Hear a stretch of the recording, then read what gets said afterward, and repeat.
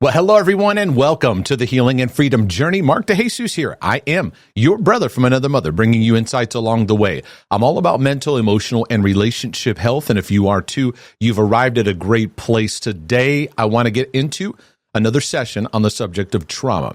And today, we're going to get deeper. Each step of the way, we'll get deeper along the journey of how trauma impacts us, what we can do about it, what we can learn along the way, and how we can experience greater healing step by step. And today I want to talk about a deeper aspect of trauma, and it has to do with the subject of PTSD, post-traumatic stress disorder.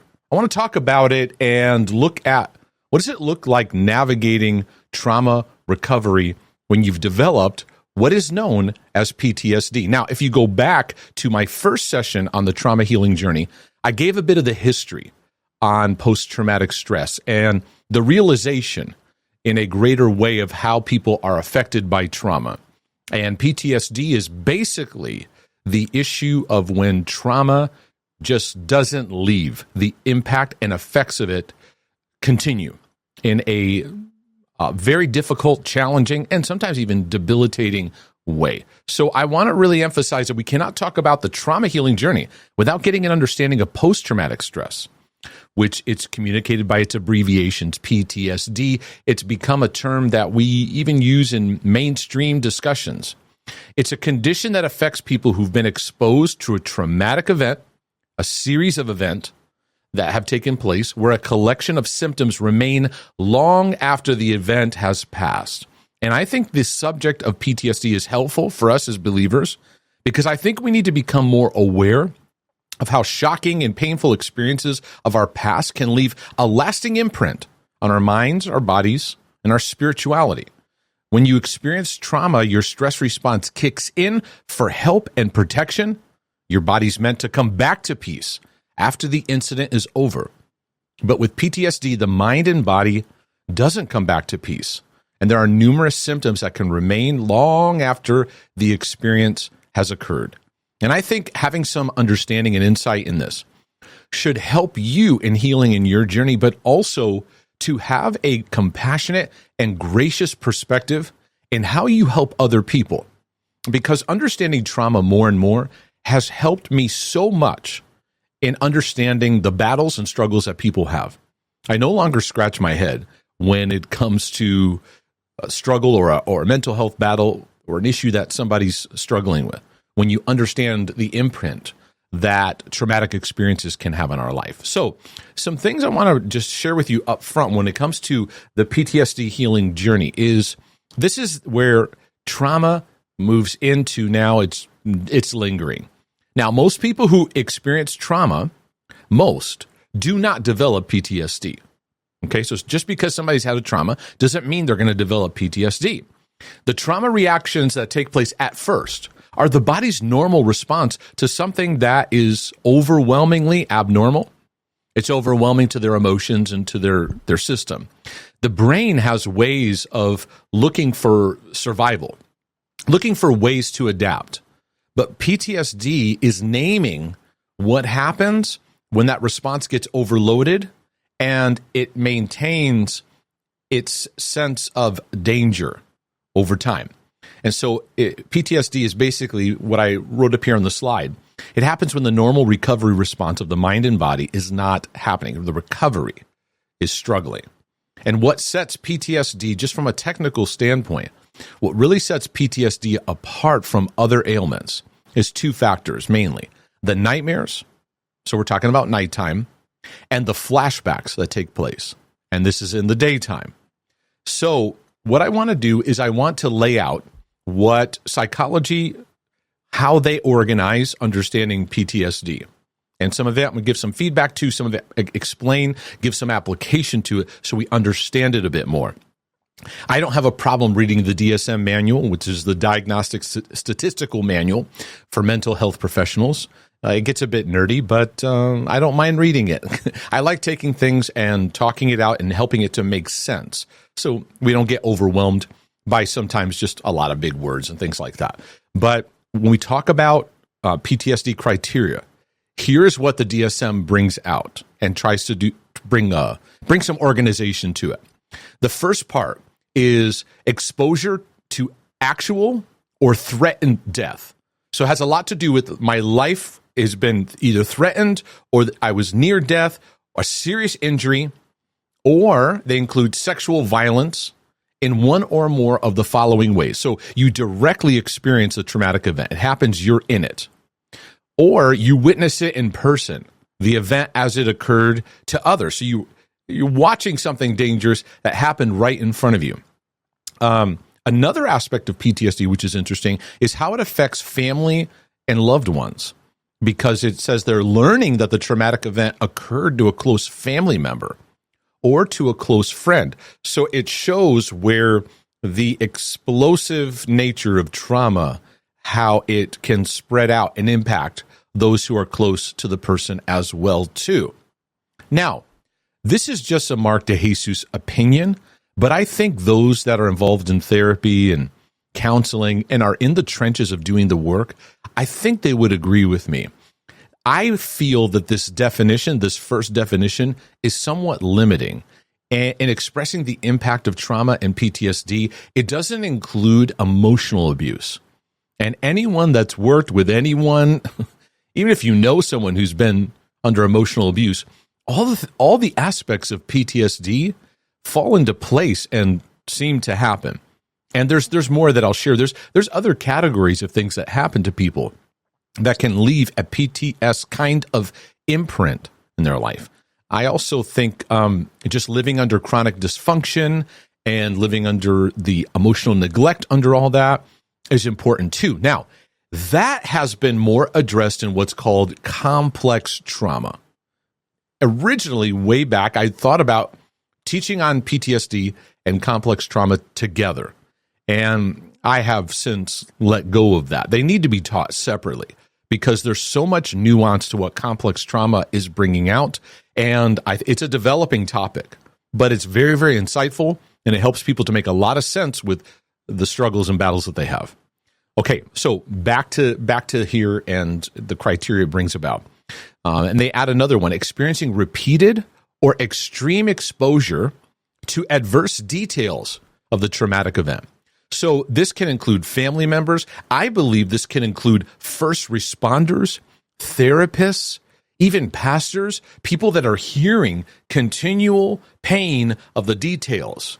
And that has a chipping away effect on your life. That's why I believe those who are involved in compassion work need a traumatic understanding. They need extra room and space and learning how to deal with what they hear and what they see and what they interact with. Very, very, very important. Okay, so this gets the start. Exposure to something very dangerous. Okay, now, as you get deeper, it's the presence of one or more of the following intrusion symptoms associated with the traumatic event, meaning these are recurrent, involuntary, and intrusive kind of things that pop up. And it has to do with the memories or the replay of the event, okay? So the memories often return, and many say that this is the brain wanting to try to make sense of what occurred. So it's replaying. To think upon what happened brings an intense emotional response. So the individual wants to stop them. Yeah, this is just disturbing. And the cycle keeps happening. Memories, flashbacks, and disturbing emotions. There's another factor is the dreams. Recurrent distressing dreams in which the content and or effect of the dream are related to the traumatic effect. So there's aspects of it that you're dreaming about. Then there's dissociative reactions, which a common one is flashbacks, in which the individual feels or acts as if the traumatic event is recurring. So you're in a social event, you're hanging out with friends, you're watching TV, you're driving your car, and all of a sudden, those emotions like you're there come rushing to the surface. And then it says intense or prolonged psychological distress at exposure. It's a lot of words here, so let's just break it down. Intense or prolonged. Okay, so it's heightened or it's kind of staying around for a long time. Distress, your stress response is kicked in at exposure to internal cues, something going on in your thoughts, or external cues of something you see that looks similar. that symbolize or resemble an aspect of the traumatic event. This is at the heart of how trauma messes with us, is anything that resembles even close. And it can get down to our 5 physical senses, something we taste, touch, see, even smell, hear, that brings us back to that moment. And so it creates a flashback kind of experience. Okay, so that's the second area. The third area has to do with avoidance. Now, there's an avoidance pattern that's going on. You avoid activities, places, or people associated with the trauma, and there's numbing of emotional responses. So what trauma teaches us in a dysfunctional way is to avoid pain, which is now being projected in a bunch of places, avoid pain and run to comfort as quickly as possible. This kind of trait that all humans have a bit of this. We have a tendency to move away from pain and discomfort and move to comfort and pleasure as quickly as possible all the time. We want to get there, right? And so trauma really puts a lot more added fuel to that kind of response. So we're avoiding of any distressive memories, thoughts, or feelings.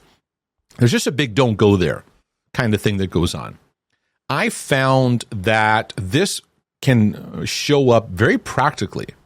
The generation before me, which I'm Generation X, and the generation before me is the Boomer generation. I found a lot of experiences in interacting with the Boomer generation, a lot of don't go there. You could just see, you can have a conversation, and all of a sudden it travels near. It's not jumping into, no one's confronting, but it jumps near that area of traumatic pain. And there's an avoidance thing, usually a stiffening, a pushback, a changing the subject, a bit of irritability rises up kind of thing going on. That's just one example of it. But this avoidance goes into a lot of things of even external reminders, people, places, conversations, activities, objects, situations. So there's the avoidance, moving away from pain and discomfort and moving towards pleasure or comfort as quickly as possible. In between that, moving away from pain and moving to pleasure and comfort can often be a numbing response that develops. We want to get away, we want to get away, we want to get away. We don't know where to go, so we just numb out. We disconnect because the emotions of it are so overwhelming. And so that leads us now to patterns like addictions or patterns like just trying to get away. So in my work with people, it takes time, but I have to teach over and over again of when it comes to the pain that we have, learning how to A, have a more compassionate perspective, and B, learn how I can move through those emotions, because that's a big part of healing trauma. But just left to their own, it can often lead to a numbing effect and then running towards anything that can help us escape any sense of that pain. Then there's a whole bunch here, and I'll walk through them. There's a bunch of cognitive and mood issues that go on, basically mental health struggles that you can have. One is an inability to remember an important aspect of the traumatic event. You might have a fogginess to it all, just because it's like a blur or it's in patches, kind of just broken pieces. Many researchers say it's difficult to show a linear A, B, C in the sense of like beginning, middle, and end. It's kind of just scattered memories just all over the place. There's persistent and exaggerated negative beliefs or expectations about oneself, others, or the world. So trauma can have a way of conditioning our worldview that we carry with us, condition the narrative we live by, the story that we live by. All of us have a story that we're living by. It's a way that we interpret what we're going through and where we are in life. When you've had trauma, it will really do a work of damaging your sense of how you see yourself in your world. So there's thoughts like, I am bad. No one can be trusted. The world is completely dangerous. My whole nervous system is completely ruined. I am a hot mess. I'm the worst of the worst. I'm a difficult case. Those kind of that now become transposed on our world. And the journey involves becoming aware of the story that you carry, the story that you hold on to, that you project onto your future, you project even in your present moment. Okay, then there's these persistent, distorted cognitions about the cause or consequences of the traumatic event that lead the individual to blame himself, herself, or others. This is the impact of shame now. And shame wants to come right into our traumatic experiences. And there's a few things we'll do. We'll get into a blame game. We'll get into a cause kind of thing. And this is one of the traps that prevents healing. We start asking why. Why me? God, why me? Why God? Why'd this happen? What's the meaning in this? And that I found can lead us into a lot of unproductive cycles because we're trying to find the perfect meaning behind the why. Then there's an aspect of blame. Shame will drive us to blame, usually ourselves. You'll certainly be in a place of getting stuck in blaming other people. Now, there are many things of when it comes to abuse of someone being a cause and being responsible. I'm not diminishing that. What I'm saying is that shame, when it gets into the picture, it gets us locked in on that focus, right? And then that can lead to deep-rooted bitterness and hatred that never gets healed and worked through. And I find that shame kind of locks that in. It keeps us locked into that sense of disconnect and locked into that sense of blame, and primarily going back to blaming yourself. How many times you go back through a memory? If I only did this, if I should have done that, a lot of that shaming on yourself. And that's the front line of healing. I'll get to that in a few more minutes. But there's a persistent emotional negative state: fear, horror, anger, guilt, more shame, a marked diminished interest or participation in significant activities. So this means you may be falling into some depression too, because there's a loss of interest. It could be anything related to the trauma, right? But it could also be just related to things you used to enjoy before, because depression can come out of traumatic experiences. Then there's the feeling of detachment or estrangement from others. It's like you're looking at life, but you don't feel present and able to fully participate in being present in life. And then there's this persistent inability to experience positive emotions. So there's a lot of distressing emotions, but you struggle to experience happiness, satisfaction, loving feelings, feeling connected, feeling safe. Okay, so with that, there's a lot of terms here, but we'll walk through them. So it gives us some perspective and understanding. There's marked alterations in arousal, okay, reactivity associated with the traumatic event, beginning or worsening after the traumatic event occurred, as evidenced by two or more of the following. So here's some things that come up. There's a hyper arousal going on, because that's what trauma brings about. You're more, there's a sense of a fear, anxiousness that causes a hyper alertness, and you're very reactive. You find yourself struggling with that. Okay, so one is an irritable behavior, an angry outburst with little or no provocation. That's important to understand, that these angry outbursts, it's one thing to have an angry outburst if someone's threatening you or if someone's pushing your buttons. But with PTSD, irritability and anger outbursts can happen with little to no provocation. All right, and it's often expressed as verbal or physical aggression. And loved ones can experience this, where it's like they start to get scared because they see your emotional state. And then the person can go into shame. It's like, why am I even reacting this way? This can also lead to reckless or self-destructive behavior because they're disconnected from love. They're disconnected from themselves. So they're disconnected to the sense of they matter. And when you are disconnected from the reality that you matter, it's going to feed more reckless behavior, driving recklessly, more high risk kind of things. Sometimes when I watch on TV these high risk kind of adrenaline junkies, I ask myself, is there trauma that is not being addressed here? I'm not saying what they're doing is wrong. It's like interesting. Some of them, like these people jump off of cliffs or do rock climbing with no support, very aggressive kind of things. Or then there's self-destructive behavior. You can come into eating, drug use, things that just don't allow them to care for themselves. Because there's a disconnect, I'm loved and I matter. Hypervigilance is a big part of it. Always on the lookout, always on guard. So the fight or flight response system doesn't know how to come back to homeostasis. It doesn't know how to land and go, you're safe, you're okay. Then there's the exaggerated startle response. You're just easily triggered off by something that is benign. It's not that threatening. However, it triggers a startle response in you. And there can be problems with concentration. I believe personally, this goes into the whole avenue of what we call today ADHD. I see a lot of anxiety, and a lot of anxiety tied to traumatic experiences of childhood. That so the trauma feeds anxiety. Anxiety feeds this inability to concentrate. Now you add to that a culture where we have so many things calling for our attention and so many things distracting us all day long, all the time. There's constant input of information. It's a rough recipe.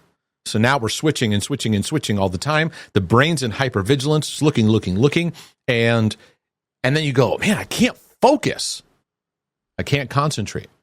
Because concentration involves working through anxiety, but also working through a nurturing, slowing down, where you're being self-compassionate, where you're operating in a more nurturing response to yourself.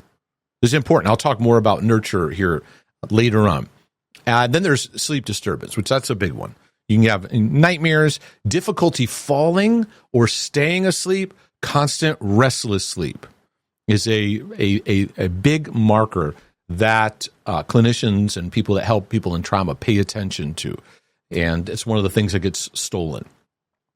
So then in closing this, I just wanted to lay this out so you kind of understand the observations, because the thing I appreciate about the DSM is the research of noticing patterns. So we can take the patterns and discuss the patterns. Okay, and that's what I appreciate about psychological studies and research and things, because it's doing the work of studying patterns in people's way of thinking and how they relate. So they say the disturbance is more than a month after. So this is carrying on longer than that even. The disturbance causes clinically significant distress or impairment in social, occupational, or other important areas of functioning. So you find yourself not functioning very well. And of course, they put in there the disturbance is not attributable to the physiological effects of substance. So like medication, side effect of medication, alcohol, or another medical condition, right? Because you could have a lot of anxiety, think it's trauma. Maybe you just have an anxiety issue that wasn't necessarily caused by trauma, or a depression issue that's not caused by trauma, or a panic issue wasn't necessarily caused by trauma. So that's an important factor to understand as well. So here's some types of trauma that can lead to PTSD, because I want to expand this a bit more. Yes, physical abuse right there. Anything that's violent, threat of your life, sexual assault, sexual abuse. In my work in church, there are so many seasons of me in my pastoral work and then moving into my consulting and coaching work. At times it was overwhelming how much sexual abuse there is in people's lives and their history. Of course, military combat, and we're thankful that in military PTSD, it's helped to bring a cultural awareness of trauma. I don't know that we would be aware of trauma as much had it not been for the military veterans bringing out, hey, we need help. We need help from what we've seen and been through. It's following us. And there isn't attention being brought to reintegration back into citizen life. And so that awareness has brought a lot to the rest of us. Experiencing violence, so you're seeing it. And maybe we could look at branching that out, and even your childhood, watching a violent home of your father losing his temper, or your mom getting violent in the home, a natural disaster, accidents, a sudden death of a loved one, a severe injury, a near-death experience, domestic abuse. That's what I'm talking about in the home. Father, mother, relational siblings, childhood abuse, and emotional abuse. And I need to bring this out because it's not listed in PTSD in the DSM, but they need to. And I'll be quoting Bessel van der Kolk a bunch in this talk because he has a lot of very powerful statements that he says in observations he makes. And one of the things I pulled from his book, The Body Keeps the Score, this is what he says. Over the years, our research team has repeatedly found that chronic emotional abuse and neglect can be just as devastating as physical abuse and sexual molestation.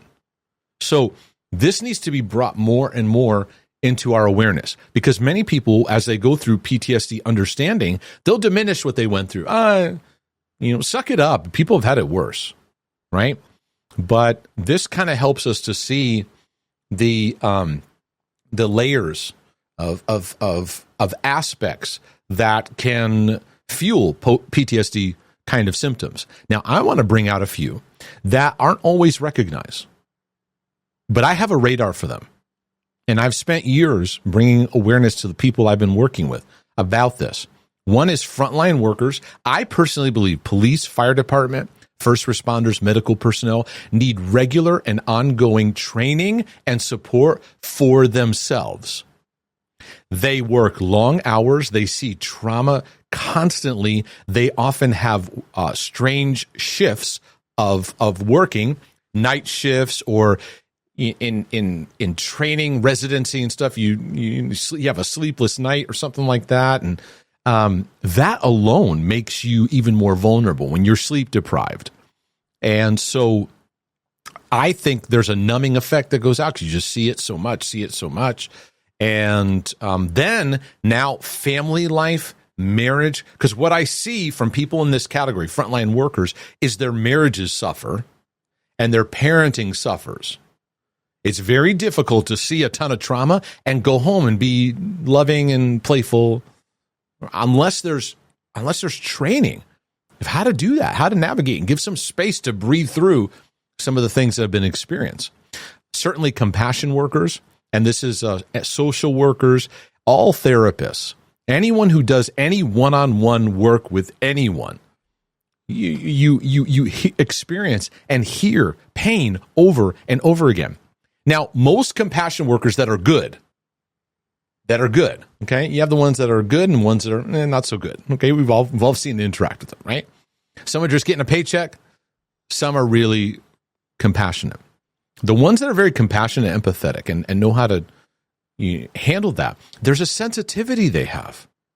You can't empathize with someone unless you have this ability to have an emotional sensitivity. But many are very hypersensitive. So you see certain things. I would put myself in this category. I'd hear these things. There's sessions I've done where I'm like, I need a couple hours here. That was tough. Just watching and hearing the pain, or even couples that were going through a lot of dysfunction or even just sin that was going on. They're trying to heal and recover, and just the nastiness of what was happening there. So this is important that people who work in those areas, you have your own care being brought. I think another aspect, and I'd like to spend more time, Lord willing, the creek don't rise, talking about pastors and ministry leaders. They, especially those that are in it for a while, if you have a pastor that has been around or been serving in a church for 10 years, that pastor is going to see lots of deaths, a lot of tragedy, a lot of loss. If that pastor is truly pastoring, right?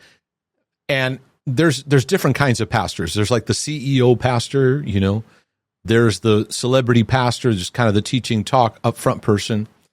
Then there are those that are truly pastors. When I mean that, I mean they're truly shepherds. They sit down with people. They meet with people in their church, and they watch over them. When you're in that role, you see and hear a lot of stuff, and it can take a toll on your emotions.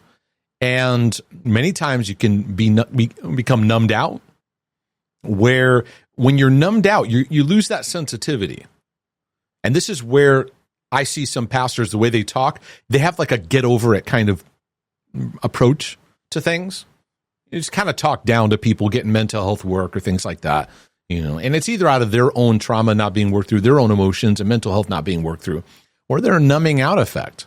And then there's many that can find themselves drowning in it, where they can find, they're trying to find relief in addictions or trying to find a release of the pain, and it goes in some wrong or dysfunctional places.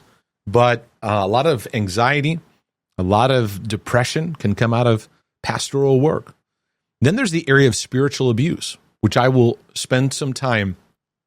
I'm going to, I taught a series on spiritual abuse, and I'm going to reteach that whole series and bring out a lot, because over my journey, I have seen a lot in the dark side, behind the curtain of church work and ministry work, and overwhelming to see how many have been under the effect of spiritual abuse, and they're trying to heal in darkness, meaning they're isolated, they're lonely, they don't know what to do, but they have gone through some really deeply damaging experiences when it comes to church life.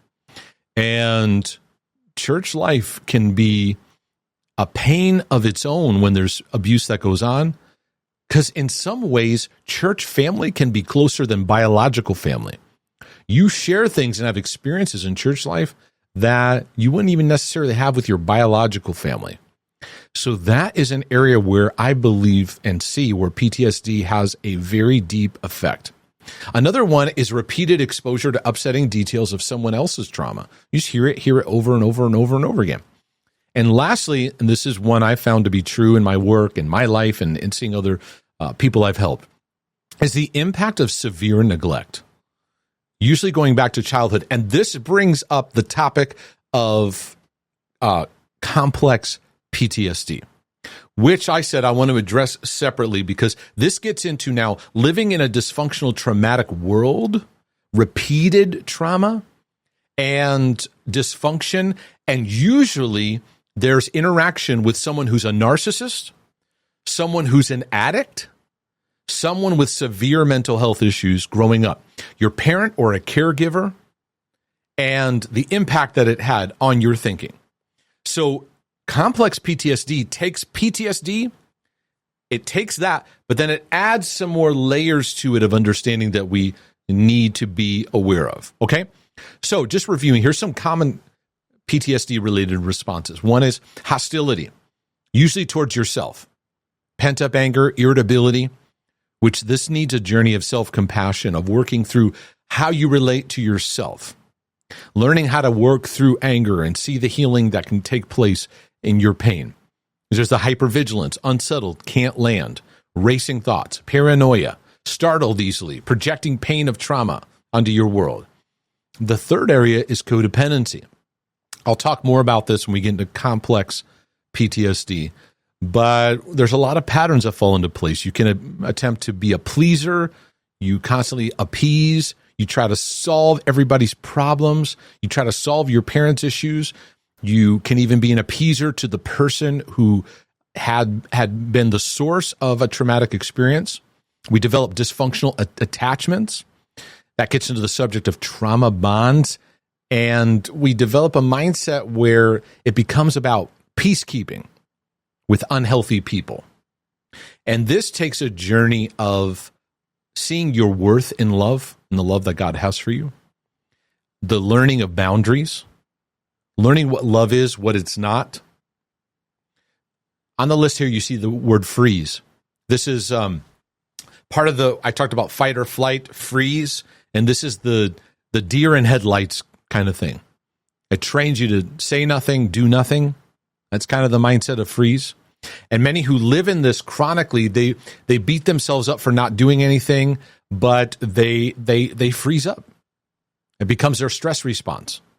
After the event, freeze becomes a part of how you relate. And people that find themselves in this category They often need to do some somatic work, meaning become familiar with your body, more connected with your body and your senses in a healthy way, learning to recognize how you feel in a given moment and learning how to develop new responses. There's the disconnection, dissociation, detachment, stuck in your head. To quote Van der Kolk here, he says, "I was amazed to discover how many of my patients told me they could not feel whole areas of their bodies. Sometimes I'd ask them to close their eyes and tell me what I put in their hand. Whether it was a car key, a quarter, or a can opener, they could not even guess what they were holding.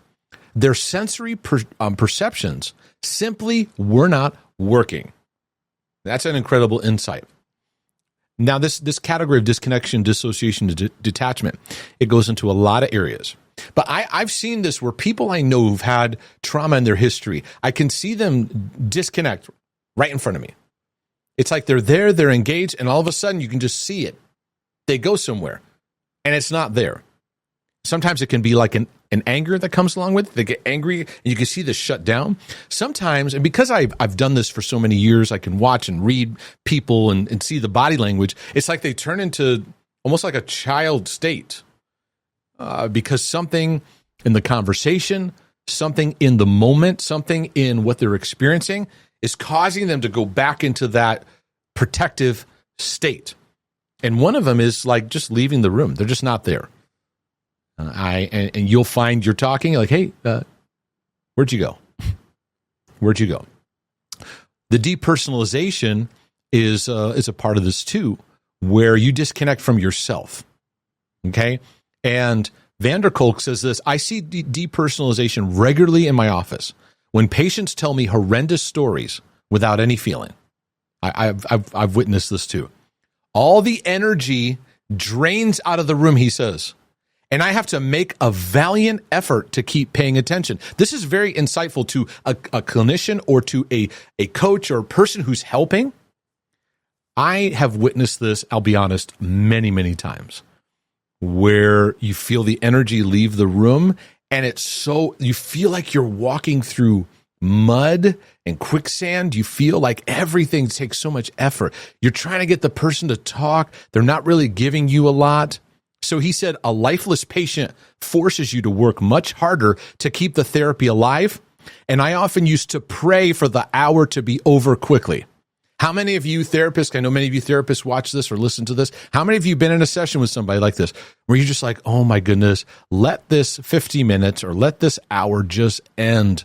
Please, God." Like a fogginess comes over you. Now, it may be that you had some pasta before the session and you're on carb overload. But a lot of times, even if you're carb tired, if you're working with somebody who's giving you good things to work with, it can add energy. But this factor of feeling like the energy is just leaving the room and you're trying so hard to pull, the person's just not giving you nothing, they're disconnected. They're disconnected from what they're feeling. And so I tell people, a clinician or a therapist, a person who's helping you, they can't be working harder than you. They can't want your healing more than you. And I think a lot of Christians fall into this where we go to somebody hoping they will be the Superman or Superwoman to rescue us, give us the magic answers, versus being a support to equip us like a coach. A coach will lay out some of the plays, bring observations, but you got to go out in the field. Coach doesn't do it for you. So anyways, that's that disconnection from yourself, the depersonalization. Then there's the derealization, which is disconnection from the reality of the world around you, where you're there, but you're not there. Then there's the numbing aspect. You see that there on the screen. The numbing aspect, many start off, they have a lot of flashbacks, somatic reactions, but over time they just numb out, and they feel hopeless. Why bother? What's the point?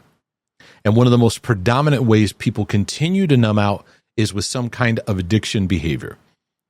Pornography, alcohol, drugs of some kind. And then there's other ones that might be socially acceptable, like overworking. You know, "Oh, you work so hard." And really, they can't turn it off. They just can't turn it off. So they just keep going, keep going, keep going. Then there's the intense need to control. And most people who have really, really big control problems, they might even admittedly or not admittedly say, I'm a control freak, Oftentimes those people have significant trauma that's been unaddressed. So they keep living out of that hypervigilance by control. And control is a major factor of healing that everybody needs to work through, but a significant one here. And when their control issue is confronted, it taps into their fear. And when you tap into their fear, you're tapping into their vulnerable pain, and they usually respond with defensiveness and even anger. So these are reactions to help you to understand the world of PTSD. And so what it does is it takes trauma and it transposes what you've been through on the world around you. So you develop blanket statements. Beware of the black and white blanket statements you place over things. It's just a selection. There's many more. The world is not safe. There's danger all around. People are crazy. Women are crazy. Men are crazy. Life is dangerous. Church people are hypocrites. Church people are crazy. People are out to get me. The world is coming to an end. A high level of chronic negativity that just keeps blanketing your perceptions. Now, in healing, we need relationships. We need healthy relationships to help along the healing journey. But with trauma, we see relationships as dangerous. So the very thing we need for our healing is seen as a significant danger. So you can see where this makes it troubling and difficult. Because PTSD makes getting over it much more challenging. And this is a phrase I'd like for people to use less and less. Just get over it.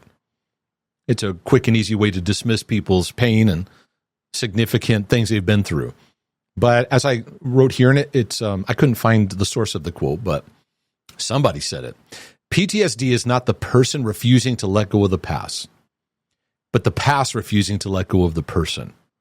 And people who use the don't get over it phrase, they don't understand mental health. In fact, I would say they're not safe people to be around. Just got to be honest. And they don't understand trauma, how it affects people. Because PTSD brings out an interference with our sense of safety. And safety has to do with love and our sense of relational connection. I'm loved and I'm connected relationally. So I have that safety that I can go back to.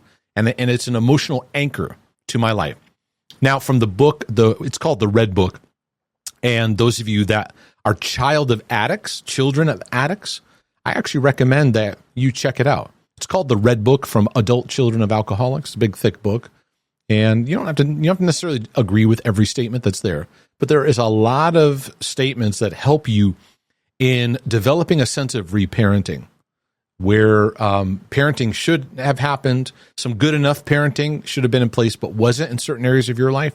But in that book, the writer says that PTS is the tension of unresolved grief following the loss of fundamental security. So that sense of safety and security, there's a loss of it, and you weren't able to grieve through it. So there is an aspect of PTSD that develops.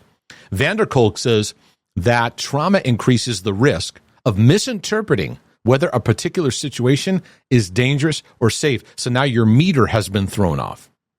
And because a trauma sufferer is in survival mode, it blocks the person from even receiving care, receiving love, because that all needs vulnerability. I have to let my guard down. I have to let you into my life. I have to let, a source of love into my life. That includes people, that includes God. So trauma healing involves relearning relational safety. It involves relearning. What does it mean to feel safe? Because that's been hijacked. That's been flipped over. And so learning to feel safe within ourselves, learning to feel safe with God, and learning to feel safe with people is foundational to all mental health healing. Now, the key insight for trauma is understanding that PTSD involves emotions that are trapped up in the body. There's a need for us to understand physiology and to understand emotions, to understand trauma. Because the unique aspect of PTSD is when trauma leaves emotions trapped up within you. And as I put here on the slide, all emotions are meant to work through you. And the majority of everyone I work with and talk to and help, they have struggles in letting emotions, especially the difficult ones, anger, anxiousness, just ache, grief, of those things working through them. And oftentimes the process of grieving is what's needed. That is a main aspect of working through negative and difficult emotions, is letting yourself grieve. But with trauma, we often suppress these, and it gets locked in up our body. We become these tense, bottled up containers of emotion. That's why we feel trapped, we feel imprisoned, because our protective mechanism is kicking in. We're trying to protect ourselves and we shove it down in protection. We don't want to deal with it. We don't want to hurt other people, so we just lock it up. But now we're just a bottle of pressure. And so trauma brings these sudden emotions that are challenging, really, really challenging. And some people feel like it's seemingly impossible. It's not impossible, but it feels that way. Now, modern culture can have a hard time, and I wrote this on the slide. Modern culture can have trouble with this because we do so much in our minds. We're very brainy, very heady, but we don't connect to it in our bodies. And so when you read the scriptures, many of the activities in scriptures have physiology to it.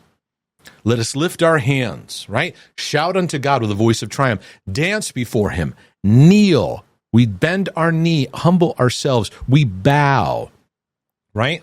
The Bible even talks about greet each other with a holy kiss. There's the embrace. There's physiology involved in our emotional connections. And we've become, in modern civilization, we've become very heady. So even when we learn about trauma, we want to get real heady, get our notes together, get all these things, want to get our brains so we learn. But we actually need to work our physiology through what we're working through in our emotional world. So we become so heady, we become disconnected from our bodies, right? We think that reading something or learning something will just take care of it. So if I have this issue, I go to a class, I take the class, I'm good. No, we need to practice it. Bringing your physiology in is actually practicing what you're learning, right? But also recognizing how your body works through emotions. This is a very important thing to understand. Now, you have two aspects of your nervous system that can be helpful to realize: the sympathetic and the parasympathetic. I put there on the slide there that your body's parasympathetic nervous system needs recalibrating. So in simple terms, you have a sympathetic nervous system, which is responsible for the arousal, the escape, the avoidance, the fight, the flight, all that. Then you have the parasympathetic, which is now going to bring you down. It puts the brakes on arousal, right? It slows you down. It relaxes you. The thing is that many with PTSD need help with activating the parasympathetic, bringing yourself back down to peace. And some of this is through physiological practice. That's your mind and your body. Learning to take your peace, learning to be still, learning to practice biblical meditation, learning even just to take deep breaths, learning to just notice the breeze as you're walking, taking a walk, and the breeze slides across your face. You notice that, how it feels, having those nurturing, kind moments, slowing down, stretching, or just taking in a good experience, okay? I'm going to get more on this. But those kind of things help the parasympathetic to get the signal. Because our nervous system needs the signal that it's okay to come down. I have found in all my work, and I've been doing significant work in one-on-one settings for just about 20 years now. I've been in ministry for about 30, and I had to think there for a minute. I'm getting old now. And I have seen in working with people, the body is often the last thing to catch up to where we want to go. Do you understand what I mean by that? The body, it's like maybe you're learning about anxiety and you're wanting to work through your anxiety and you're developing new mindsets, right? And you're developing new perspectives and new things, but your body still pitches a fit because your body's often the last to get the signal. Your spirituality's developing things, your elements of your soul, your mind, your thinking, your perspectives, your beliefs, right? And the body's still kind of pitching a fit because it's used to a certain way. Your body's conditioned, and we're often very easily conditioned beings. We fall into patterns, things that we do, right? It's like if I was to look at your life and your journey, how you wake up in the morning, how you go to bed at night, how you approach people, how you approach your routines, how you approach stress. There's often these clockwork things that go into play.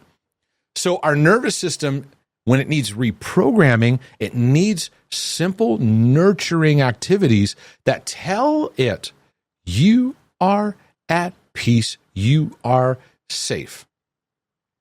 So this is important. I'll talk more and more about this. I'll do some trauma healing tips, videos, and stuff like that as well too. I'll go back to van der Kolk. Now, let me just say this. The reason I quote Bessel van der Kolk a lot is, one, I find his materials to be very insightful. And I'm going to be honest with you. When I read his writing, he has a very shepherding, pastoral-like language. I'm not saying he's a pastor. I'm not saying I follow his teachings like I would follow a spiritual teacher or the Bible. I'm not replacing it. But I can appreciate someone who brings insight in a very compassionate, gracious, shepherding kind of way. And we need more and more people like that.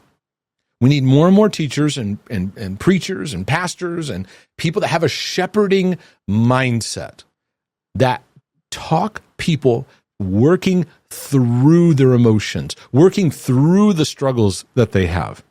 Now, in order to do that, you have to go somewhere in your own journey, don't you? That's a whole subject in itself. But we need this, and so I just appreciate it. I don't think he's a believer.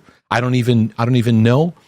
But what he's sharing, I'm like, these are very, very helpful insights.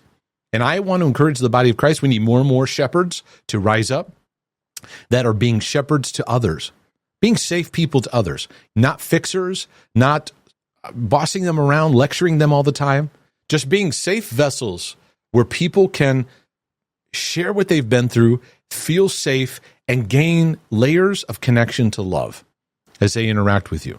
So anyway, that's just a side exhortation.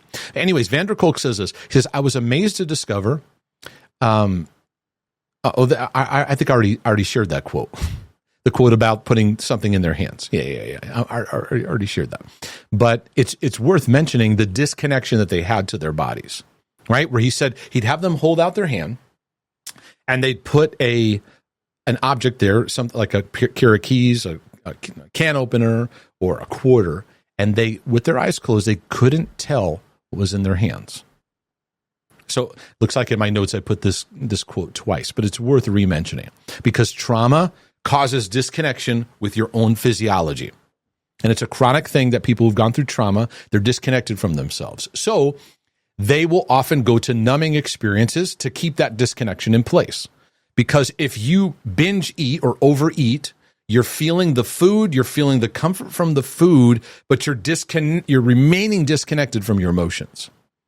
That's why people with eating disorders need to reconnect to their emotions that then get blinded over by their food or by a drug or by a habit that numbs you so that you don't feel what you're feeling in the moment.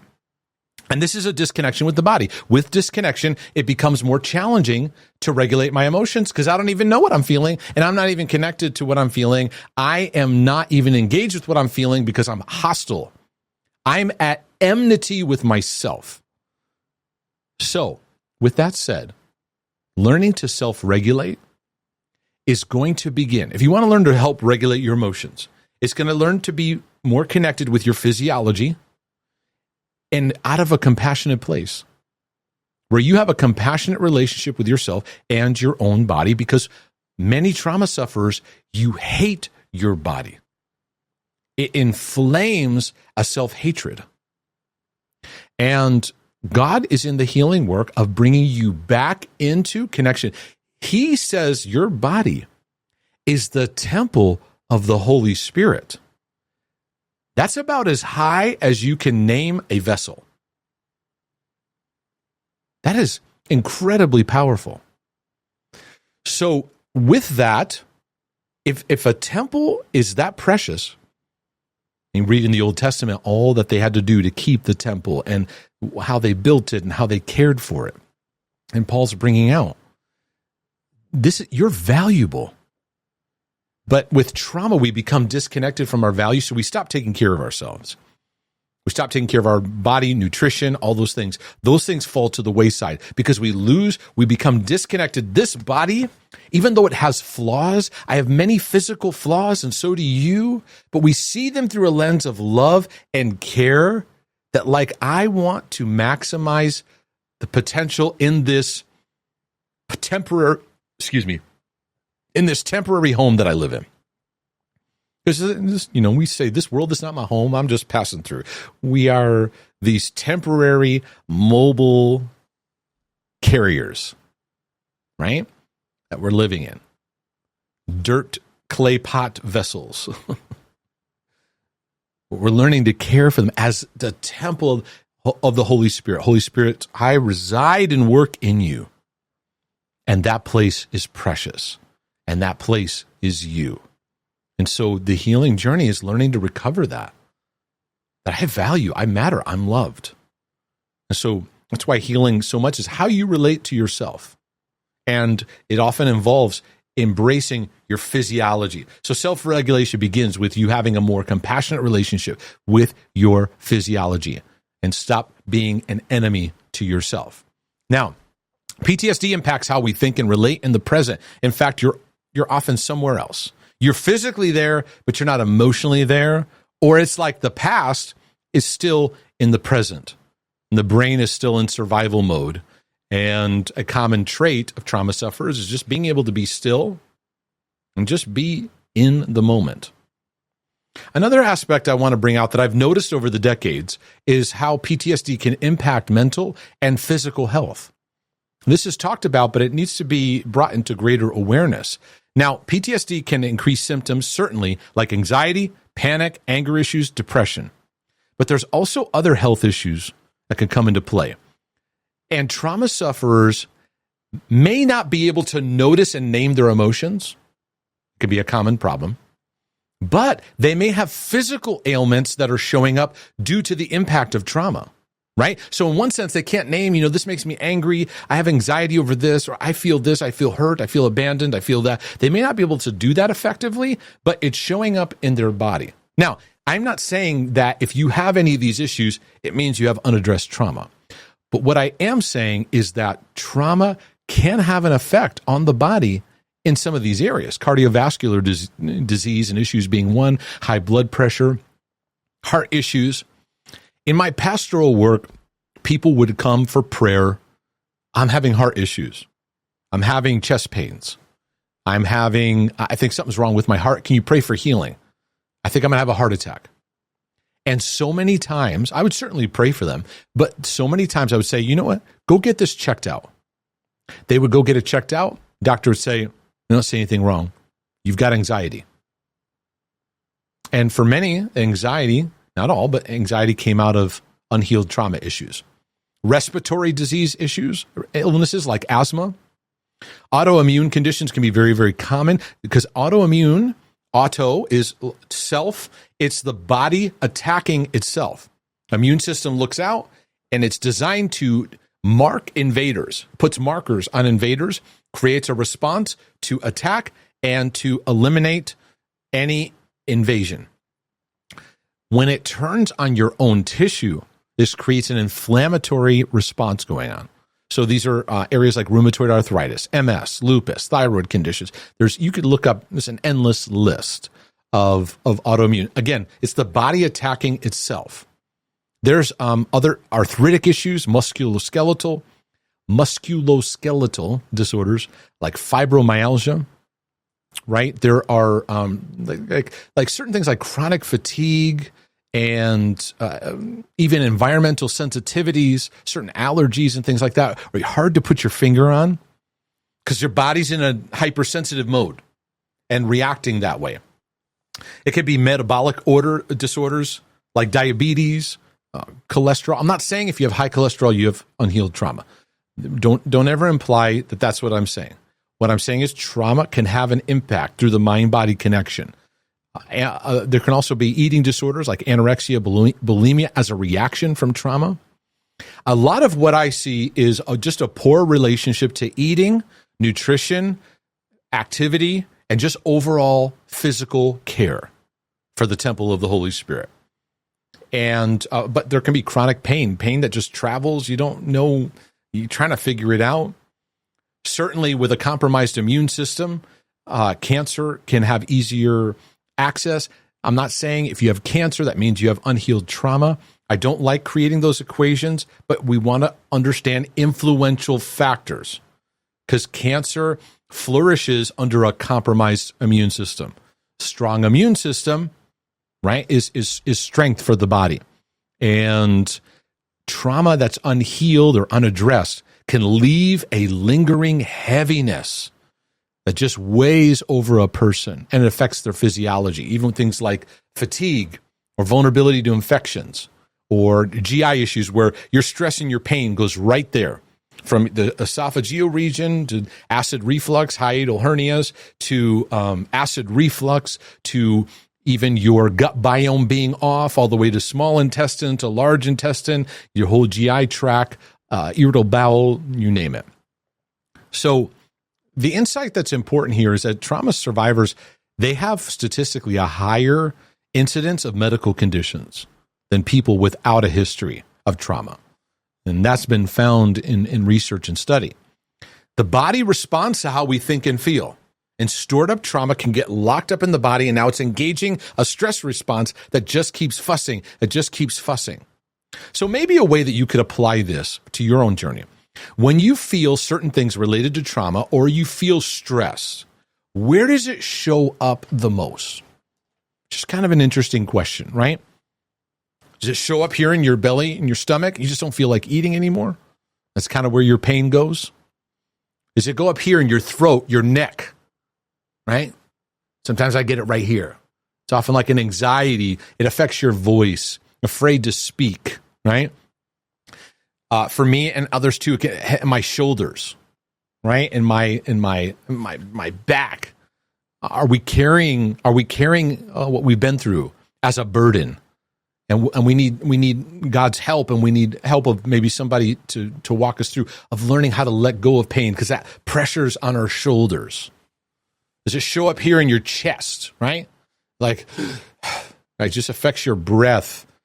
I've had so many seasons of my life where like pain or anxiety would show up here, right here in my chest. And sometimes, not always, I'm just bringing out some thoughts and suggestions at this, like, is there a sense of loss or insecurity or a sense of abandonment? Right? When we feel that here in our chest, that like anxious, like pressure on our chest, separating out all other symptomatic things that could be going on.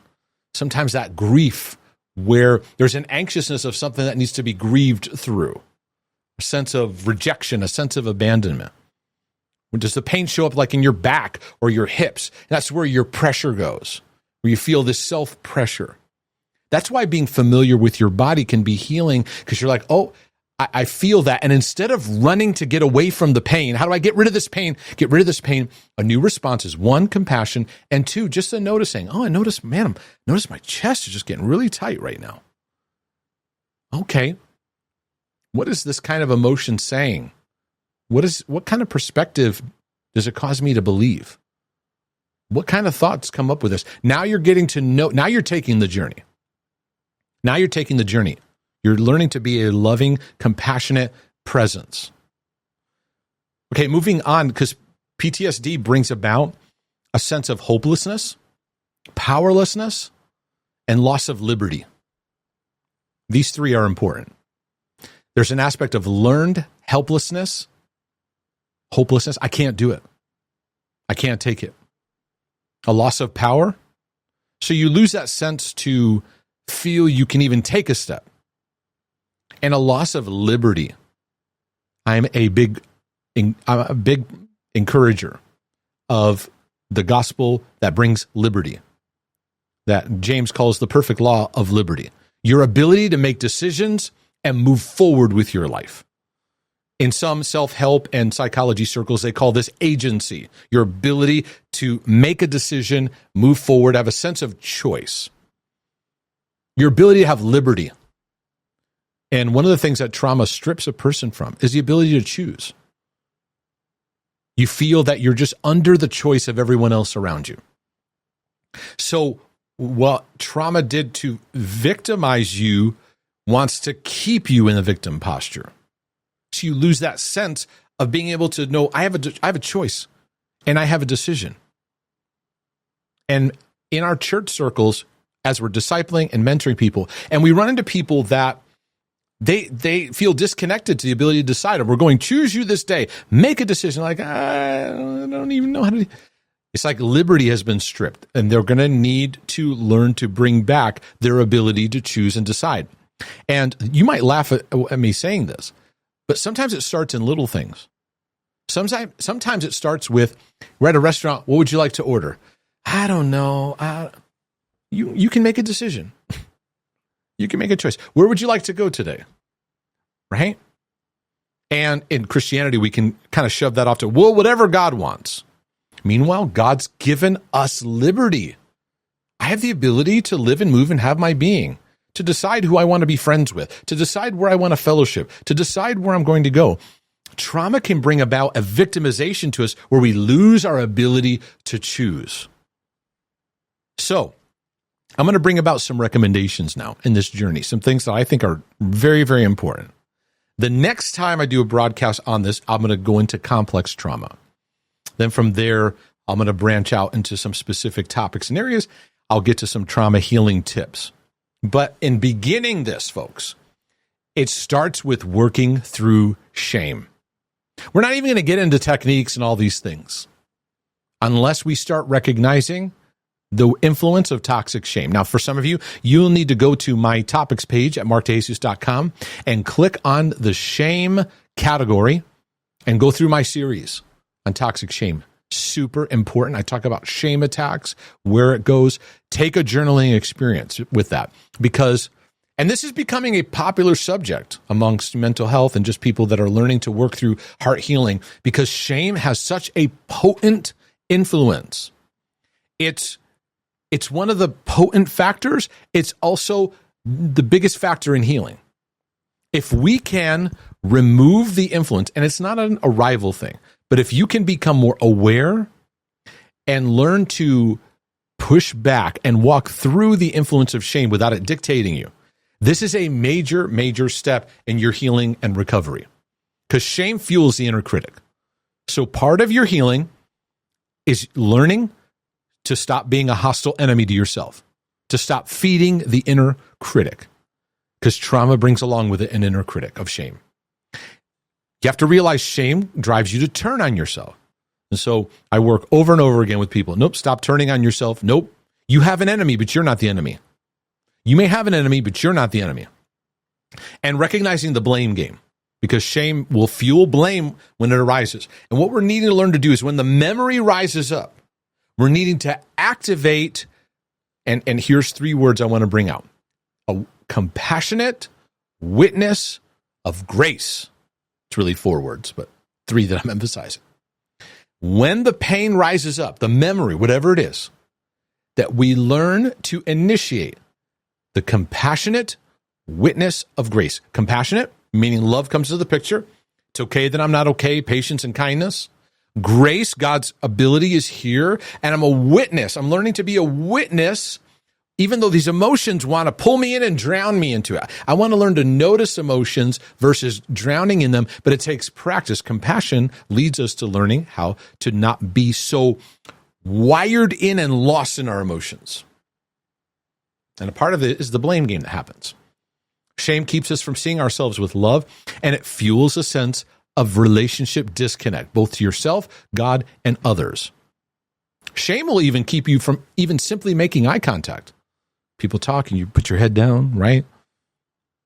Healing from shame starts with relearning how to relate to your symptoms. Oh, I'm feeling this. Oh, it's all right. It's okay. It's okay. I'm going through something and it's all right. God, you're with me. I'm learning how to navigate through this. What am I feeling here? Okay. I'm noticing a tension in my chest. Wow, that memory of that. It's okay. Let that wash through. What's it bringing up? Is it bringing up some tears? It's all right. You might be in the middle of work. You're like, I don't have time to deal with this right now, but you know what? Later, I'm going to leave a little bit of space to just let this emotion breathe through. Right? This is being a compassionate witness of grace. And so now what we're doing is we're learning, because healing involves learning to work through. If you guys were all in this room, I would say, everyone say through the troubling emotions that trauma brings about. The importance of learning to identify emotions and allowing them to work through you. Trauma sufferers often have trouble identifying and naming what they're feeling.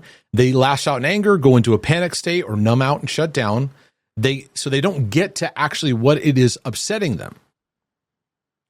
I'm going to quote Vanderkolk here again. He writes, trauma victims cannot recover until they become familiar with and befriend the sensations in their bodies. This is, again, sensing emotions going through your body and being a friend to yourself instead of being a hostile enemy.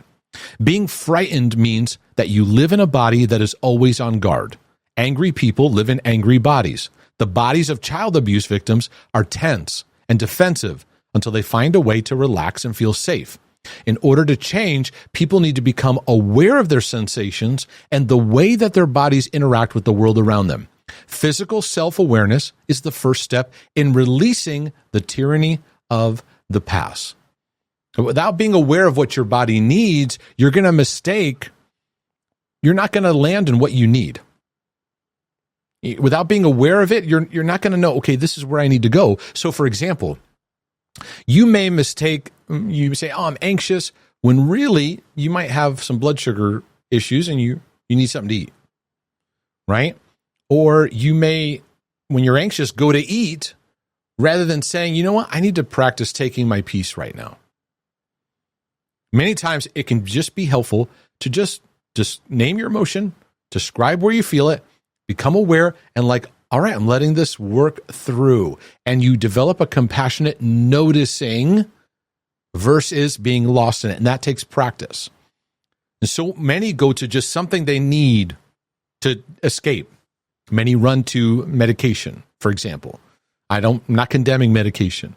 It has its place. But we often run to that, and psychiatric medications have a blunting impact on our overall emotional state, right? And so we often run to that when it's like, don't run to that without also getting the help that you need in working through your emotions. One aspect of therapy that can be helpful, and this is a tangent you could take, I'll talk about it more in upcoming episodes when I talk about different therapeutic approaches, is dialectical behavioral therapy, DBT. Sometimes I get tongue twisted on that. Dialectical. And this therapy is learning how to relate to troubling emotions. And I found many have been through trauma or just have emotional regulation issues to be very helpful. In fact, I had a friend of mine who he works in mental health areas, and he listens to my broadcasts. And he said to me, Mark, a lot of what you're doing is like DBT kind of stuff, and what you're teaching people on how to relate to their emotions. And I was like, it's very interesting, because there is a lot of that. Because DBT is helping you relate to two things that collide. It's the collision of acceptance and change. We want to change and grow, but it's going to be very difficult to change for long term unless you learn loving acceptance. Many of us Christians see loving acceptance meaning I'm never going to change.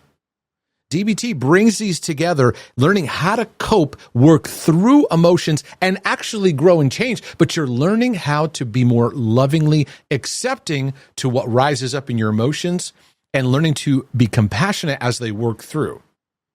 So this can help you learn to be more nurturing with yourself.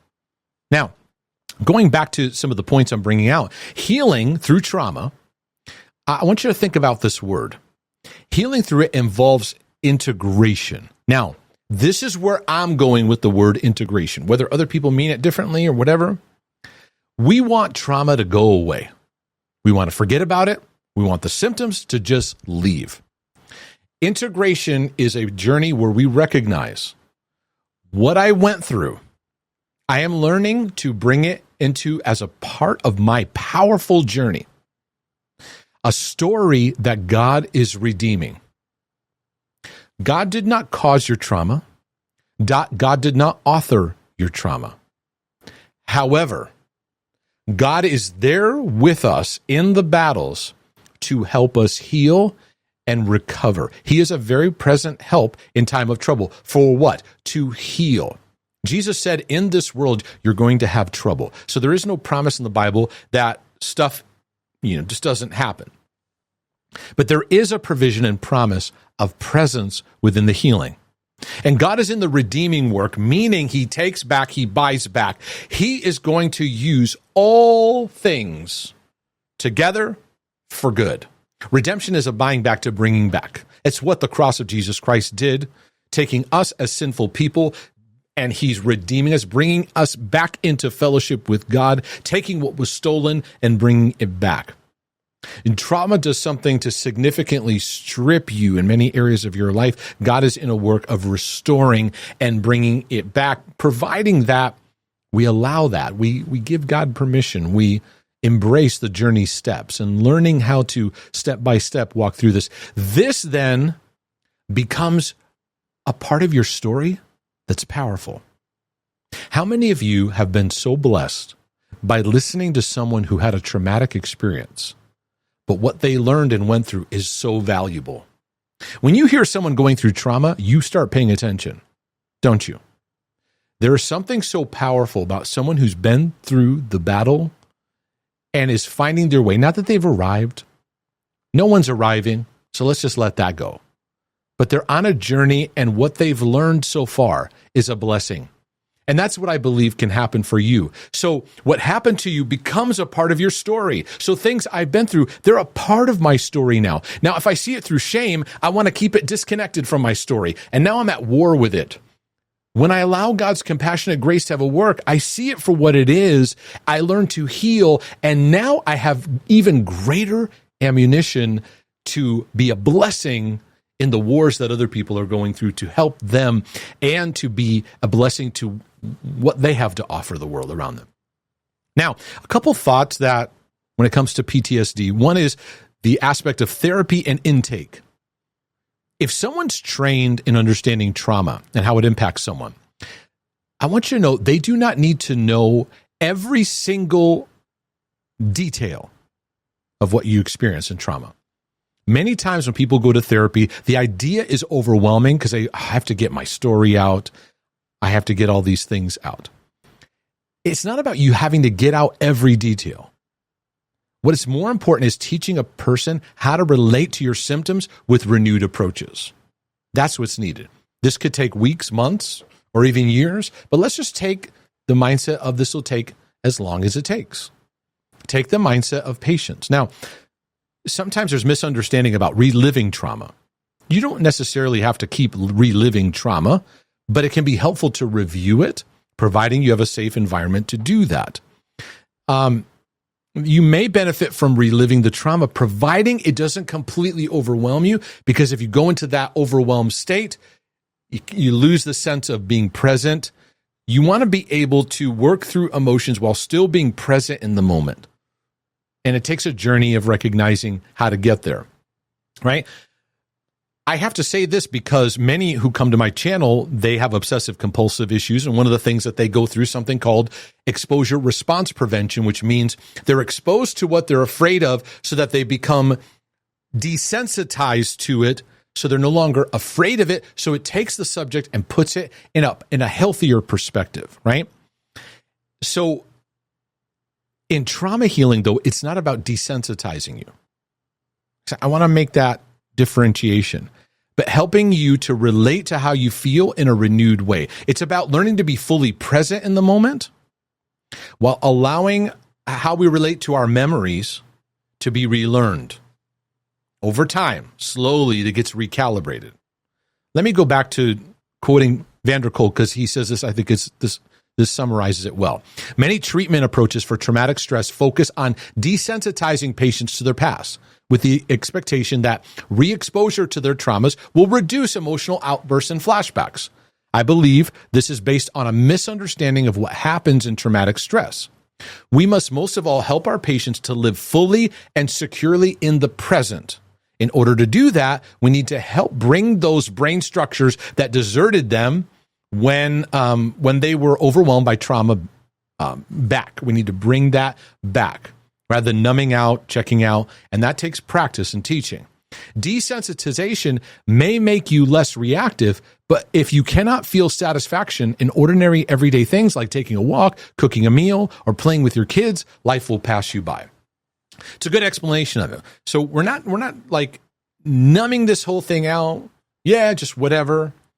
It's learning to bring in compassion, learning this is what I'm feeling, this is the disturbance I feel, and I'm meeting it with the love that God has for me.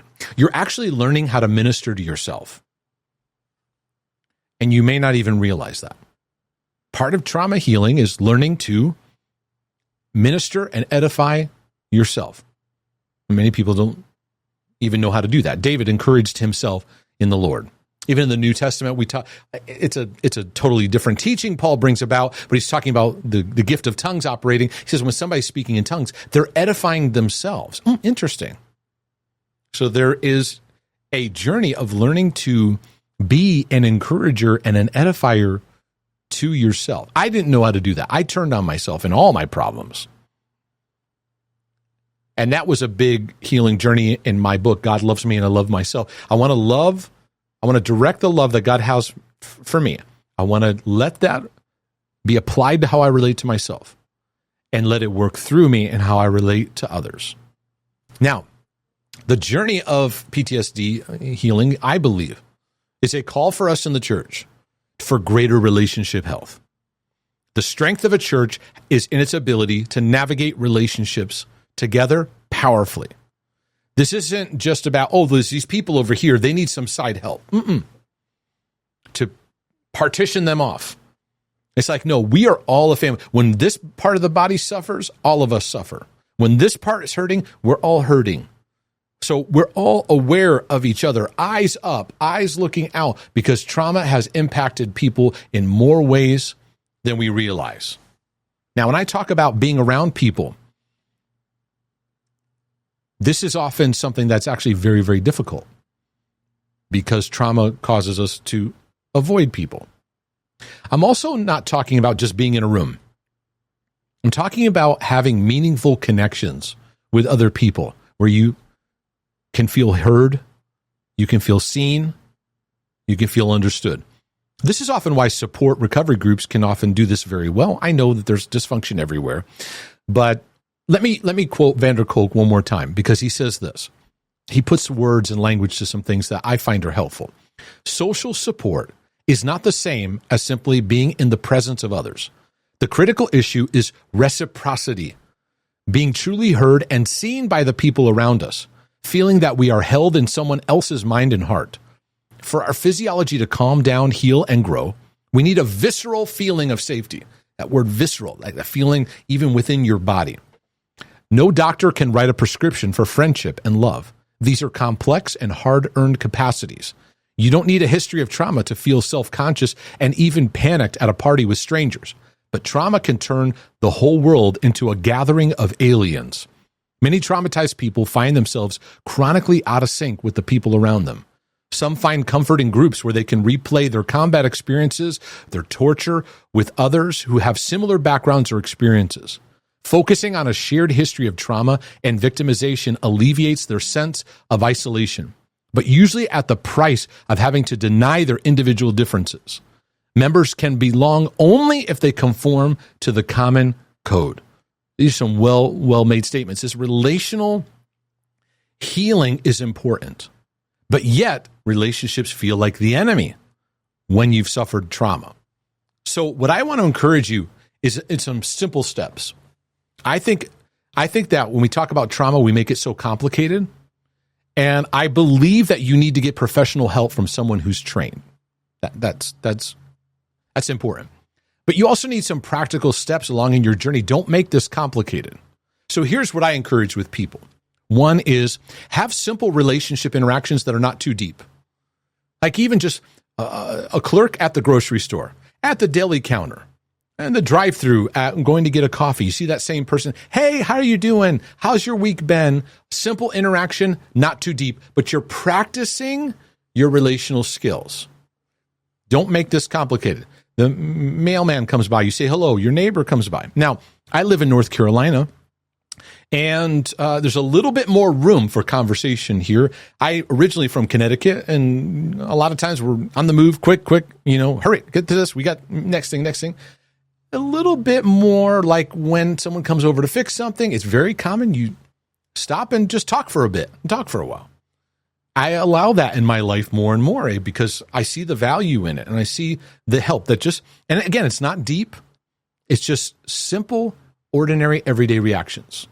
Now, 2 has to do with volunteering. Now, this is why volunteering can be helpful. Now, some of you that have had spiritual abuse going and volunteering in a church, that may not be the first next step in your journey. But what I'm talking about is simple tasks you do that don't have to be heavy and super deep. Like you're doing some kind of manual labor in somebody's yard, or you help set up chairs for some event or some meeting, or you prepare food or something like where you can offer something, right? Now, here's some of my concerns, because many churches permanently live under number 2. Volunteer shallow work all the time. I'm sorry, I don't mean shallow work. Volunteering, but shallow interaction. Because volunteering and serving is not shallow, it's valuable. But churches can stay in that. And I found for myself in my own healing journey, how many years I spent in church service, in a pastoral role, in volunteer role. And when I look back, I realize how little I actually knew people, how little my relationship depth was with people. So many churches live in a permanent shallow world, serving and interacting that never goes deeper. There's no room and there's no time for it. It's like, we got stuff to do. So keep that in mind. But this can be a way of starting, it doesn't have to be church. It can be for an organization you're a part of. Hey, I can help in this, and I can set up the room and clean. I can vacuum. It helps me contribute. But right now, for me, I'm learning to take that next step. Another aspect is fascinating is animals. The animals can be a bridge. And the 2 biggest examples are dogs and horses. In fact, I know of people who've had horse therapy and have had really interesting interactions. And those of you that are animal lovers, you know this. You can have a dog you feel connected to. There's these emotional connections that open up. I know of people who've had horse trauma therapy where the leaders will say, okay, the horse is going to pick you. They're going to pick the person. Right? And I'm not trying to read into this more than you need to, but it's just an interesting phenomenon. And the interaction with the horse, there's something about horses, and the Bible describes them a lot, and there's metaphors and pictures of even the book of Revelation, the white horse, all this stuff. They have great power, but there's also this, you feel like this connection, right? And where horses have been used for therapy, for mental health issues, and for trauma, right?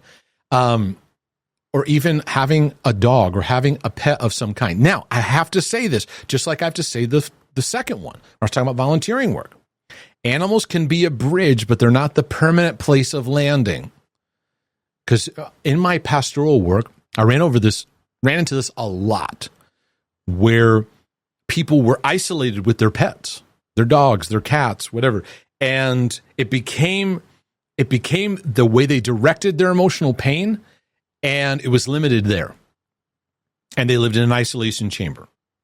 I had to do a lot of encouraging of like, hey, I know people feel dangerous, but we got to find a bridge. So pets can be a bridge, right, of helping and healing, but they are not the landing place. So we have to put that into perspective and let that help you in learning. We're talking about a journey here. We need bridges sometimes to get over certain places. So doing everyday interactions aren't super deep. Even at work, hey, how you doing? How's it going? Hey, right? Volunteering, hey, you can move the chairs, set up tables, or give food, or right, those kind of things. And 3, even animals, but these are not permanent. This isn't the landing place where ultimately deeper healing will happen. And I say the same about online interactions. We have a great ability. In fact, who I am and what I do has been made available because of online technology. I've been dreaming for a long time that I would create materials to help people. But back when I first had this dream, it was tapes, CDs, and DVDs and books, right? And books are still around, but the tapes, CDs, and DVDs are disappearing. Everything's streaming now. And so through technology, I've been able to be a voice into your life and into your journey, a brother from another mother, to not shame you, not condemn you, in compassionate grace, speak to these issues. You can have interactions, even in our healing and freedom community, people can interact to an extent. There's a school of materials. They can ask questions and be a part of lives. See other people that are interacting with me in those Q&As, right? Those can be starters, but that's not the main nutrition that you're going to need to get. Those are starters to then lead into the deeper, because what we need, folks, is in-person, face-to-face interactions, both professionally and just relationally. That we just learn to practice being loved, being seen, being heard, while we're also giving that to other people. So don't let online interactions prevent you from having the in-person that's needed. Of course, as I close this, one of the things that we're going to need to develop in our journey is learning to develop resilience. And when I was a pastor, I taught on this issue. I taught on learning to have the ability to bounce back from difficulties and hard times. I became a student of that. I became a student of overcoming, a student of learning how to deal with resistance, learning how to deal with the resistance we feel when we're trying to take new steps, and learning the ability of resilience. Like if you have an organ in your body that's resilient, you can have damage to it, and then it heals. Like it bounces back, and tissues and cells recover and build up. Sometimes you can see it even being stronger than it was before, which is amazing. And as I was teaching in my pastoral work, I saw so many in the congregation that had unaddressed, not seen, not heard trauma in their life. And I spent a lot of time doing one-on-ones with those in my congregation. And I'd get to know their journey, and I'd hear the traumas, and boy, it would give me a whole different perspective of their lives, what they've been. It just changes everything when you see. It was very, very eye-opening. And one of the messages I would teach them on was the ability of learning to be loved, but also learning to be resilient. So that I would teach them on the Father's love, learning to be loving to yourself, nurture, right? But this isn't something we're just going to be in a cocoon. So I got to take that love, I'm going to practice it. I'm living from being loved, and I'm going to learn to be an overcomer. I'm going to learn to develop resilience in my life. I didn't have that. I didn't have a sense of resilience. I had to go through some training, the training of hard knocks and the training of real life just slapping you in the face. And so how do we learn to be resilient? Well, it starts with our journey of how did we learn to be loved and equipped? And so for those of us in our trauma journey, it may focus on the trauma, but really it goes back to our history with love and how well did we bond growing up?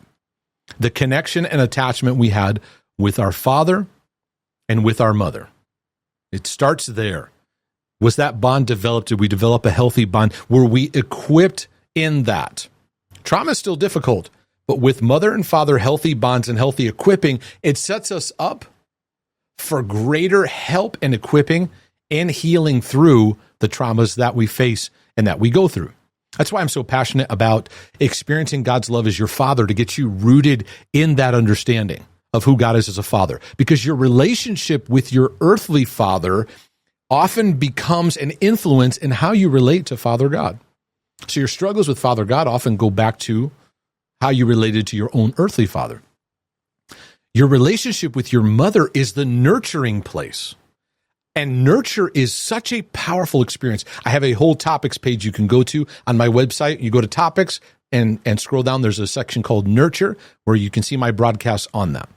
And I actually I would like to write a book on nurture someday. That is on the horizon. Lord willing, and the creek don't rise. But nurture is very, very important with mental health because it reminds you that you're loved in your pain and struggle, but then equips you to get back into life and to walk through and relearn and face what you need to face. And that develops resilience. Interesting. I'm going to quote Vanderkolk one more time because this fascinated me. He was talking about this Strofe. I'm not sure if I'm saying his name correctly. A fellow researcher was bringing some observations. And he said this: Strofe also learned a great deal about resilience, the capacity to bounce back from adversity. By far the most important predictor of how well his subjects coped with life's inevitable disappointments was the level of security established with their primary caregiver during the first 2 years of life. So this is mom and dad or caregiver. He informally told me that he thought that resilience in adulthood could be predicted by how lovable mothers related to their kids at age 2. This is why the bond and understanding the bond is so important in our lives. This is why in our healing journey, trauma causes us to look back. God will often invite us to look way back to the beginning, to the foundation, because God is a God who strengthens and builds, and in many cases rebuilds our foundation. He takes us back to the root system. It doesn't mean you're having to shovel up every single thing you could remember in your past and in your history, but it's more about understanding your history and understanding how it impacted your present in a healthy and fruitful way so that you can move forward in fruitful steps.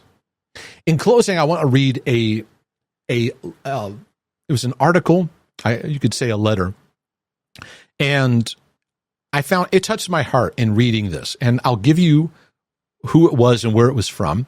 It was an article on trauma and treatment, and it was by a psychologist. His name is Kevin Ganey, Ganey. He's a licensed clinical psychologist. And I'd like to read this in closing, and then I want to take a moment and pray with you. This is what he wrote. Trauma. This is a word that we hear frequently today, and unfortunately often casually used to label difficult or painful experiences. Trauma, however, is something unique to the individual experiencing the circumstances. Post-traumatic stress disorder is also frequently associated with the labeling of trauma. While this is not always the case, and we may be doing an injustice to those who really experience trauma when we so easily label circumstances as trauma. I recall the very spot I was standing on when 9/11 occurred, the surroundings and all that was going on. I was working in a residential treatment center and was walking in to check on a resident who was struggling with getting up and ready for school. Most of the students had already left for class, so the staff had the TV on and were watching the morning news show in New York City. Suddenly, there were reports of a commercial plane striking one of the World Trade Center towers. The subsequent details of the day are well documented. This was a traumatic experience for so many, and yet not everyone developed PTSD. Not everyone needed treatment, and those who did need treatment needed various forms of treatment. Trauma is really an individual experience. In my work with teens and young adults, I frequently hear about traumatic situations and the impact of this trauma on the client's life. One such young lady I worked with several years ago had so much trauma in her young life that I really struggled with my thoughts of what I could do to help her. She had experienced sexual abuse on multiple occasions, was rejected by her family, and found herself trapped within a cult. She eventually found her way out and began seeking help, which is how she found me. PTSD, anorexia, depression, anxiety, and suicidal thoughts were all pervasive aspects of her presenting symptoms. Thoughts and attempts to end life were a means of escaping the pain she experienced, and the only way she could see to get out. She felt trapped and lost, and like she did not matter to anyone. She had sought treatment for specific aspects of her pain, therapy for an eating disorder, counseling for family relationships, biblical counseling for her relationship with God, help from a gastroenterologist to address stomach issues, and help from a sleep specialist to get more restful sleep. Never had she had any treatment that worked together on the cognitive, biological, and spiritual issues. So this is where we had to go. Working to conceptualize the struggle of this young woman led to the predominant underlying anxiety that she was not valuable. She needed to know and believe that she mattered if her life was going to change direction. First, she needed to know she mattered to me. If she did not learn that I cared about what happened to her, she was not going to hear anything else I had to say. Sometimes this care is referred to as rapport, but this was more. Second, she knew of God and needed to know that she meant something to God. We walked through various scriptures that discuss God's love for his creation. One day, I decided to take a different approach from scripture and simply laid out logically that if she was created by God and is considered his child, then she is a princess in the kingdom of heaven. What power do princesses have on earth? Do they not command attention and people? Sometimes entire countries respond to the will of a prince or princess. How much more power, then, does a princess of heaven have? This struck the young lady and began a process by which she began to see the hope of healing and restoration. The third step involved understanding the connection between body and mind. Using cognitive behavioral therapy techniques, we worked on identifying the cognitive messages that were underlying the physical symptoms she experienced. While in session discussing history or present experiences, we would pause as the discussion would lead to shaking and stomach pain. The goal was to identify the cognitive message, which was often, "You are not enough. Nobody really cares about me," and to learn to challenge those messages and regain control of her emotions and body. This was a slow process that took lots of practice and was not without setbacks. Real freedom finally came as this young lady continued to work hard on her thoughts and regulating her emotions. This client began to break down her perception of God, anger for her being abandoned, fear of being rejected as being too broken, and fear of never being worthy of being loved. Here was a place where worship music had a powerful impact. God's promises through music spoke to this young lady in such a miraculous way, she began to see that she was worthy of being loved and was loved, and there was hope of a different life than she had experienced. And so he closed with this. As therapy moved forward and incorporated taking action in the lives of mind, body, and spirit separately and collectively, healing transformed this young lady. She was able to find her body becoming healthy. Her thought life moved from the trauma and fear to hope and aspiration of a professional career and a desire to find God's purposes in her life. As she progressed, her weight and perception of her body stabilized. Her mind became clearer, her memory improved, thoughts of past trauma disappeared, and a new life free from guilt and shame emerged. If we were to scan her brain, we would find that new neural pathways have been formed, with the size and shape of neurons looking very different than before treatment, and the pathways that led to thoughts of self-harm were less connected. Grace, forgiveness, purpose, and love now work together to help her be the best possible version of herself. I pray today that what I shared and talked about will give you a few anchors of encouragement in your journey. As you notice, my broadcasts are often more in long-form format because I like to take the opportunity to sit down and take a journey. And yes, this, quick clips can be great and stuff like that, but this stuff needs working through. And I find that I want to use my voice to be a brotherly voice. Many of you fall asleep to my talks and teachings, or many of you find yourself resting or relaxing, kind of just soaking in what I'm sharing. And I pray that it'll not only bring that nurturing presence, but it also encourage you to take the steps that you need for your journey. And so, Father, I want to pray for everyone listening to this and watching this, that your grace and your love would become evident where they are, where they're sitting, standing, walking, driving, wherever they are. that they would experience a greater dimension of who you are as a loving Father. That you are here and available to walk with us through the valley of the shadow of death. That you're here to walk with us to equip us. But it is a journey. It's not a quick fix. And God, I pray that you'd help cleanse us from quick fix mindsets. We want it to happen by last week or happen by tomorrow or just hurry up and get over it. And it's that impact of shame and condemnation that just continues to fight away at our thoughts. I pray that you'd help my brothers and sisters to see what they've been through a renewed perspective, and that they would activate that even in their physical biology, the temple of the Holy Spirit you've given them, they would respond to what they've been through the same way we would respond if someone else that we loved was going through something painful. We wouldn't shame them, lecture them, yell at them. We'd hug them, we'd embrace them and walk with them. God, you didn't leave when their trauma happened. You didn't disappear when their symptoms arise. You're here with us and you're walking with us. You'll never leave us or forsake us. And so I thank you so much for that. In Jesus' name I pray. Amen.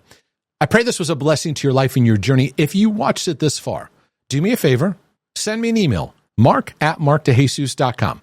And just let me know, hey, I watched it. This lets me know some of the people that have been working through it. And if it was a blessing, please hit that like button, hit the subscribe button, go over to my website. You can support these broadcasts by clicking on the donate button and take advantage of all the materials, resources that are available to you. Lord willing, and the creek don't rise, this is your brother from another mother saying, I'll be back with more insights for your healing and freedom journey. But in the meantime, I'm out.